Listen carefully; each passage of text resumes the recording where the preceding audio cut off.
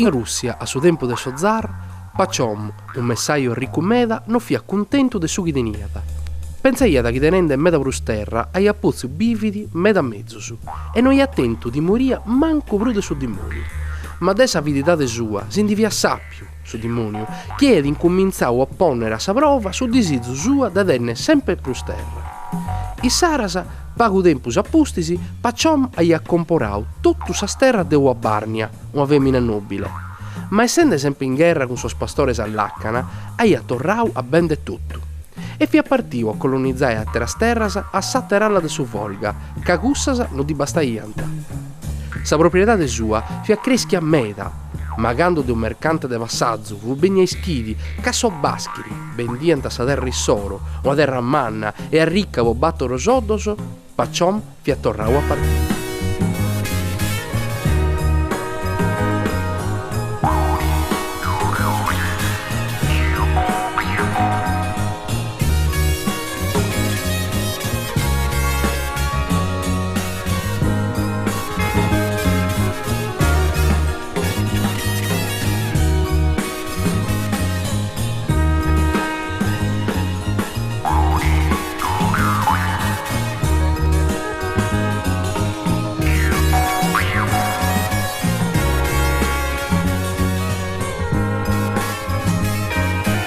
So baschiri viantu popolo ospitale e de buon goro, chi da terra ne niente a meda, e da bendianta a chi da podia triballare a misura de su chi disreviata.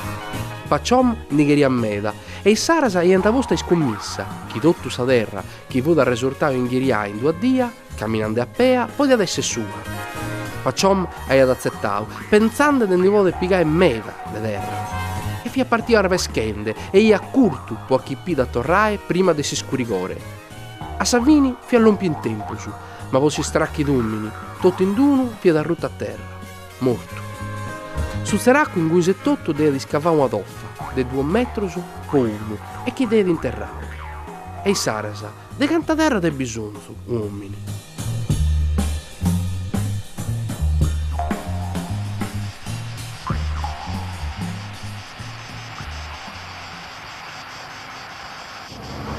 Trent'anni tenia da Hans-Jürgen Sieberberg, quando ha girato su film Scarabea, de canta terra te bisogno uomini.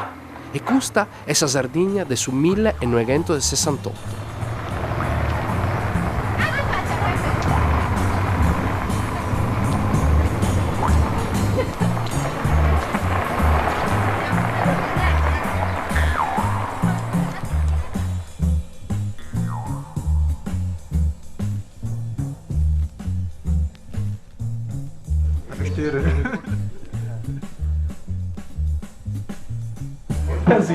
Was haben Sie gemacht? Sie haben mich gesucht bis hierher mitgebracht. Ist Pino, ist Signor Sieberberg. Heiß, viel heiß. Caldo, troppo caldo. Wenn Sie es so heiß finden, warum sind Sie dann überhaupt hier? Mögen Sie das Land? Wunderbar, wunderbar. Schönes Land, ausbaufähig. Dann müsst ihr was organisieren, dann geht alles. Was investieren, dann kommt da was raus. Was kostet jeder Quadratmeter? Vuol sapere che costa qui metro quadrato? Ich meine, das muss man doch wissen, was so ein Quadratmeter hier kostet. Wie ich auf Sardinien dann gekommen bin, weiß ich gar nicht. Keine Ahnung mehr. Ja, es gab wohl viel in Deutschland, aus München, sehr viele Leute, die nach Elba gingen. Aber Elba war klar, das habe ich mir auch angeschaut, das war nichts. Zu viel Tourismus und keine Wüste.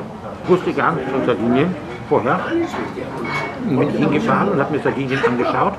So im Januar, Februar war das. Das war sehr schön.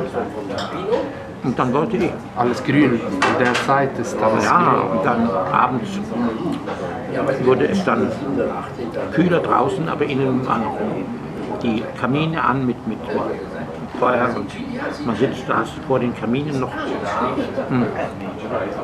Und dann führte er mich in die Region von Oljena. Das ist so schön. Ja. Dann haben wir uns entschieden, dass wir da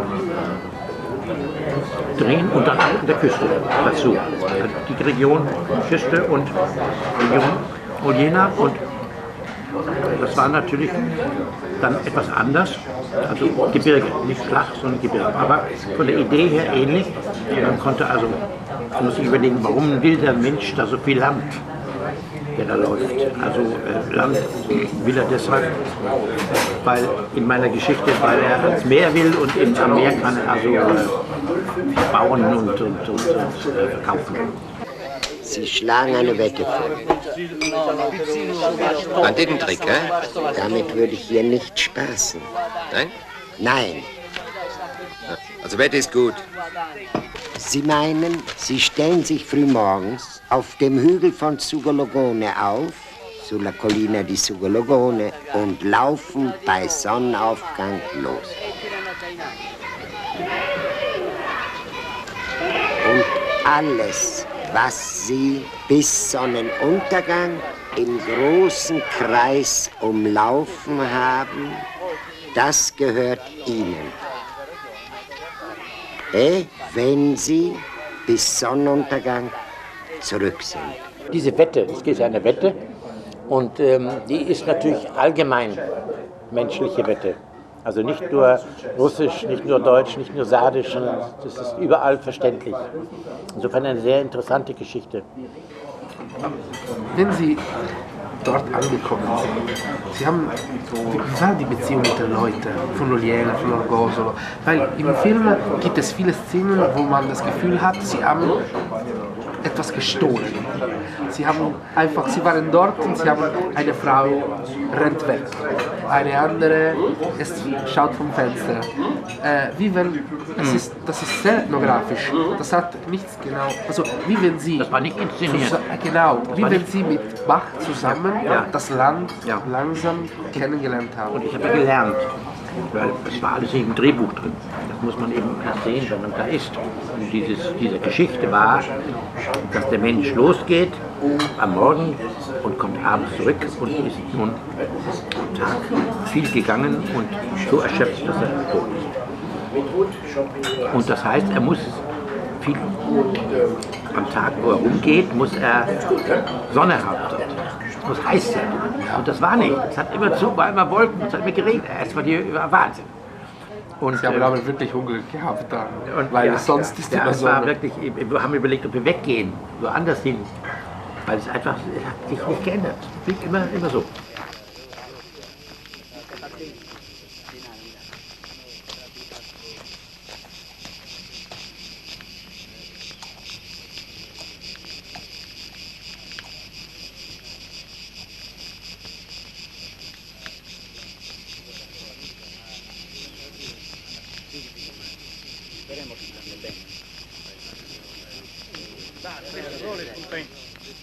Okay, mach's gut. Adios! Schonen Sie Ihre Kräfte. Der Tag ist noch lang. Und denken Sie daran, Sie müssen über den Berg ans Meer. Das war so interessant für mich, weil so viele Motive da waren, die aber im Buch nicht stehen konnten, weil ich sie erst dort gesehen habe. Also die Straßen mit Menschen, die da rumgehen, so aus dem Fenster, oder dann diese Kirche da, die leer ist, oder dann. Und das Volksfest, haben Sie das extra Das haben wir gemacht. Ja, das haben wir gemacht. Aber wissen Sie, eigentlich ist die sardische Identität kompliziert. Man hat das Gefühl, als Sarde, dass schon in der Zeit es eine Art Veranstaltung sei. Also, als ich werde Sarde für die Touristen. Ja. In dem Moment, wie eine große Dramatisierung von der sardischen Identität. Das haben wir inszeniert. Das war nicht so, das haben wir inszeniert.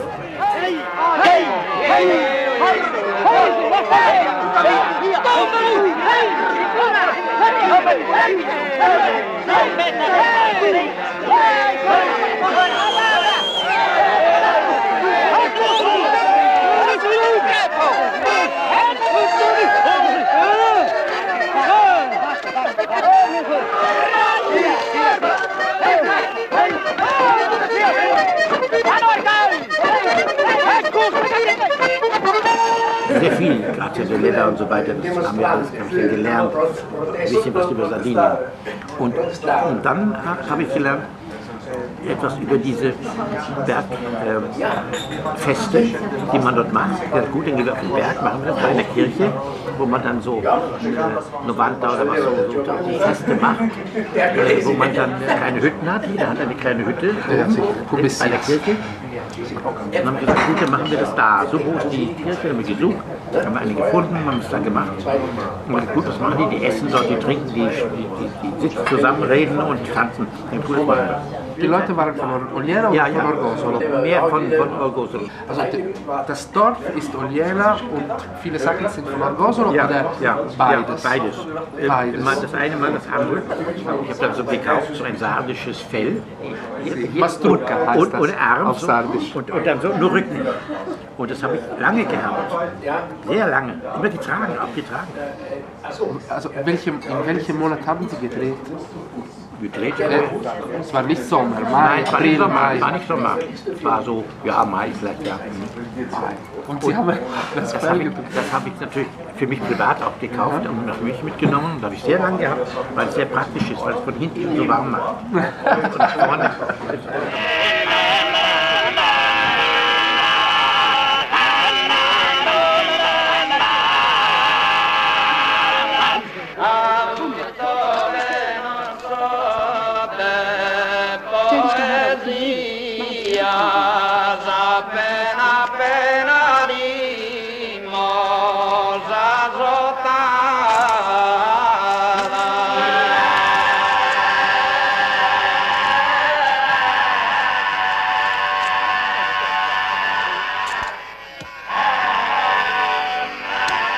diese Geschichte mit dem archaischen Töten eines Tiers ist wie ein Opfertier. Man tötet, auseinander nimmt, dann teilt und am Abend schon am selben Tag dann isst beim Schlachten schon die Leber und dann und das Gehirn dampft noch, so blutig. Man sieht immer die Tiere.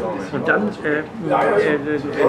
sitzen sie alle dort am Feuer und essen das zusammen. Vor der Kirche, in der Kirche, vor den Häusern. Das war für mich natürlich ein eigener Film. Ich habe mir gedacht, mein Gott, was mache ich hier? Was eine Geschichte von Tolstoi und ich habe Sardinien. Komm, jetzt reden wir mal Tacheles. Also, soll ich morgen auf die Wette eingehen?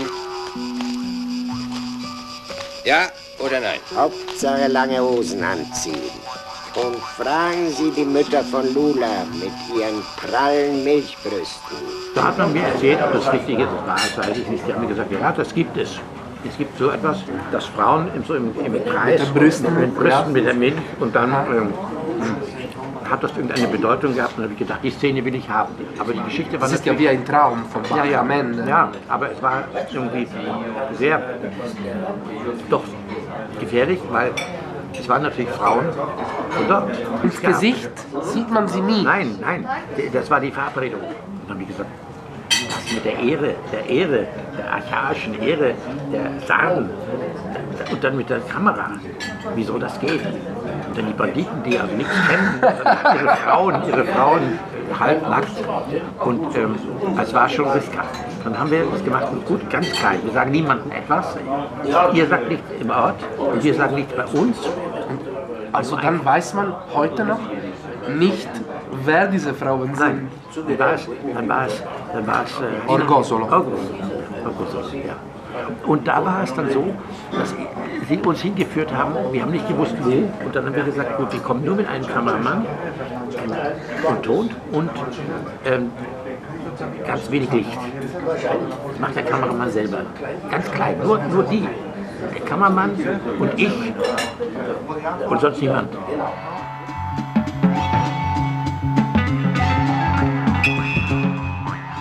Und dann waren diese Frauen da, die kamen dann dahin mit den Schwarz und so. Und unser Schauspieler, der Buschhoff. Der Buschhoff ist ein Alkoholfreund und trinkt und raucht viel. Und dann der Milch.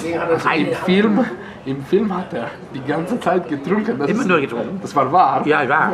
Und für ihn war es wirklich ein Horror, da in der Mitte zu sein, mit Frauen, so halb nackten Brüsten, mit Milch, weil Milch war für ihn überhaupt die Hölle.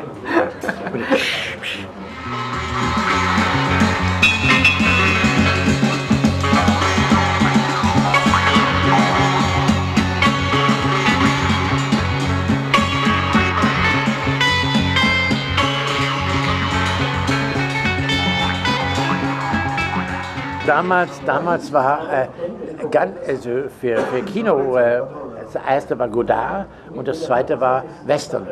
Also die Western waren damals ganz groß. Also die amerikanischen Western, die italienischen auch, aber nicht so wichtig. Für Studenten. Für Studenten waren die Amerikaner, ja, genau. Und darum tauchen die da auf, so ein bisschen ironisiert.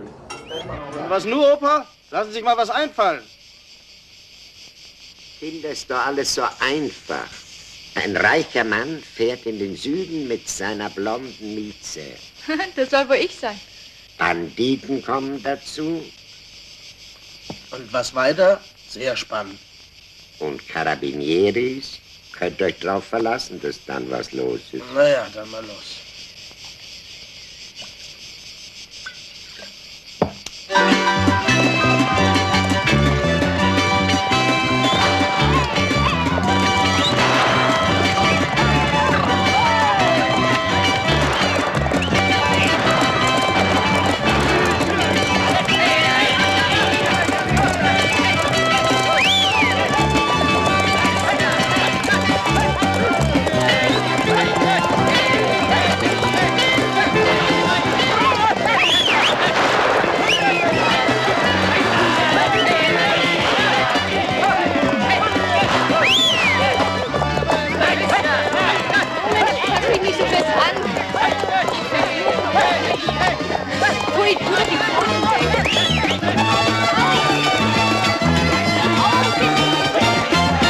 Ich habe zu Hause am Schreibtisch nach der Literatur von Tolstoi entworfen, die Produktion. Und als ich nach Sardinien kam, mit Kameramännern und mit Kameramann und Technik, trotz meinem Besuch vorher dort, es war alles anders. Ich musste alles umdenken, alles umstellen, weil die Fakten, die Realität war so anders. Dieses Schweineschlachten, diese Kirche oben, diese Frauen mit den Brüsten und der Milch, das kann man am Schreibtisch nicht erfinden. Man kann nicht am Schreibtisch sagen, jetzt macht mal, jetzt machen wir das. Geht nicht, das muss man erfinden. Ich weiß auch nicht, was ich noch tun soll. Ich komme einfach nicht ran an die Burschen. Echte Banditen kriegt man nicht vor die Kamera. Carabinieris dürfen wir nicht aufnehmen. Und Rom verbietet dem Questor das Interview. Das Einzige sind Touristen und Trachten jede Menge. Und die Angst vor einer Kugel im Bauch. Oh, tut das gut. Ach was, Dokumentation, das wollen die Leute doch gar nicht sehen. Sex, Crime, Violence. Man hat in Deutschland damals diese Art Filme nicht gewollt. Es war sehr schwer, weil es war damals sehr viel Sozialaufstand und Kritik und man wollte, 68 Jahre, man wollte eigentlich immer Klassenkampf und so studentische Sachen in irgendwelchen Städten. Und dieses, was so auf dem Land war und dann auch Italien und Sardinien, das war einfach für sie ganz weit weg. Was sagte die Filmkritiker, also wenn der Film ins Kino gegangen ist, was sagten die Zeitungen damals? Erste Reaktion war mal zunächst gut, sehr gut. Oh, das schaut gut aus, ja, danke schön. Dankeschön. Buon Appetit. Ja. Und nachher haben sie dann doch Instruktionen von irgendwo gekriegt und gesagt, nein, also das wollen wir hier nicht und das ist zu weit weg. Und was sagten die Studenten? Weil trotzdem gibt es so viele Themen, die man diskutieren kann. Ja, aber die Studenten damals waren nur dressiert auf Straßenkampf, auf Befreiung der Werktätigen und sowas. Eigentlich ist das aber nicht alles drin, weil in diesem Film kommt man wieder zur Erde. Was Tolstoi sagt, ist das. Und wie viel Erde braucht der Mensch? 2 Meter? Und das wollte man gerade nicht hören. Waren junge Menschen, die dachten nicht an Sterben. Faust drum. Mostrami il tuo volto, ombra che svanisci con l'oscurità. Tu sei giorno, notte, gioia, pianto, tempo, gioco senza età.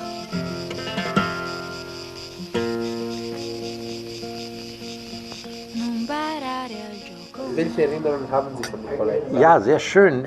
Ich habe sie genommen, wie sie ist, also wie sie war. Und wie ich das Gefühl hatte, dass man sie auch gut zeigen kann. Und sie ist ja nun doch ein wichtiges Teil in diesem Film.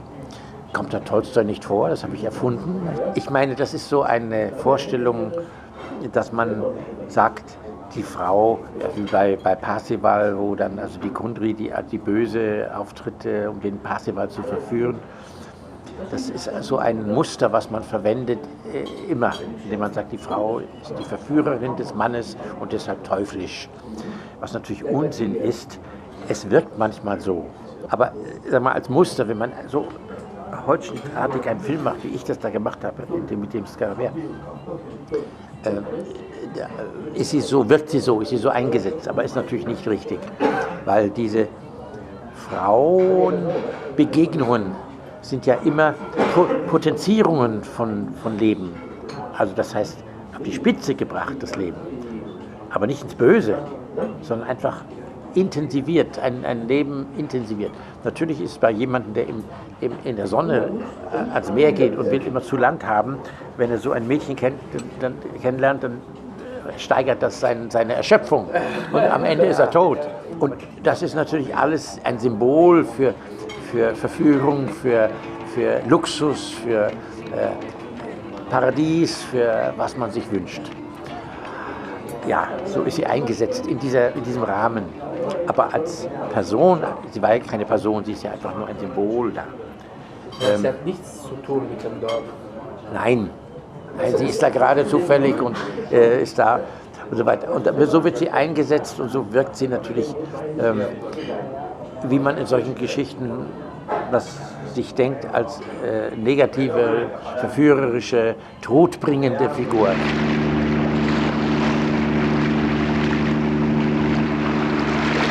Schön ist es hier. Von früh bis spät Sonne. Kunststück, das die Leute den ganzen Tag singen. Hier bleibe ich. Hier kriegt mich keiner mehr weg.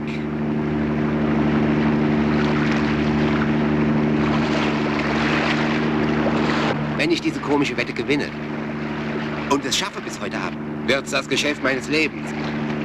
Endlich mal was Richtiges aufziehen.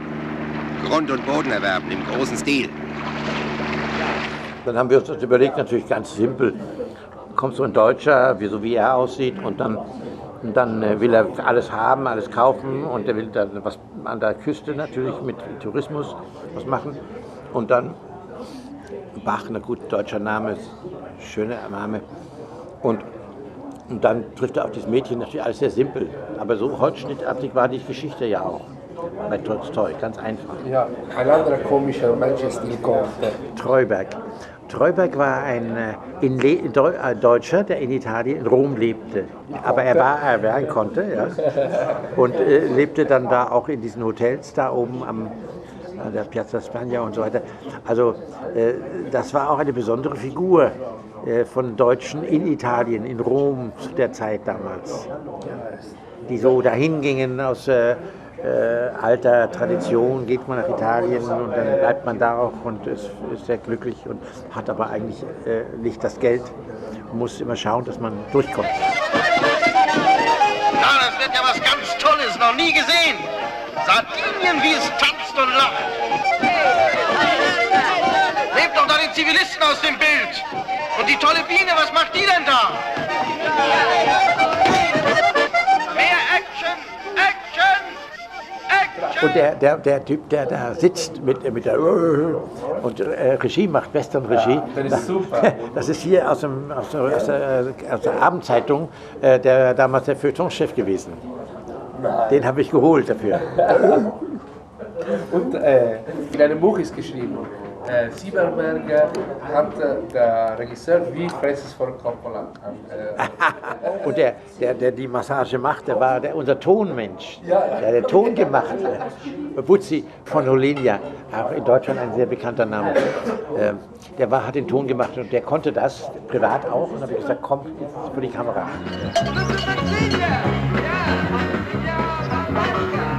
Der ganze Film ist komisch, weil er ist auf Deutsch und auf Sardisch. Ja, das liegt an mir, weil ich habe ja sehr viele Dokumentarfilme vorher gemacht. Für den Bayerischen Rundfunk? Ja, also über Kortner, ein berühmter Regisseur war, und vorher eben auch angefangen mit Brecht. Und das heißt, ich war immer schon sehr interessiert an der Authentizität der Landschaft, der Menschen und so weiter. Und in diesem Scarabäer, oder wie viel Erde braucht der Mensch, das war dann auch so, dass ich sehr viel aufgenommen habe von den Menschen und von den Orten, wo ich gedreht habe.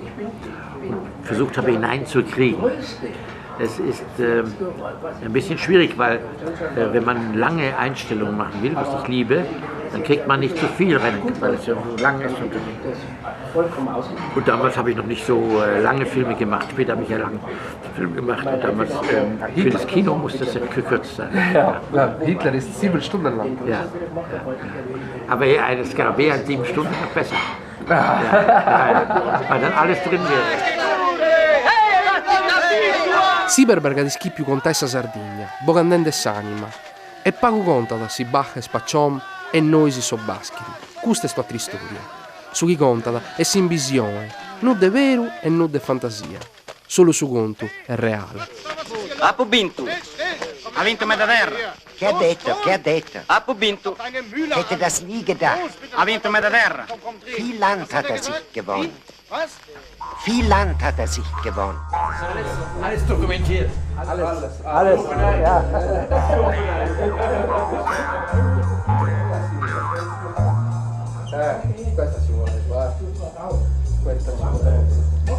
Aber ich mache das nicht, das macht er.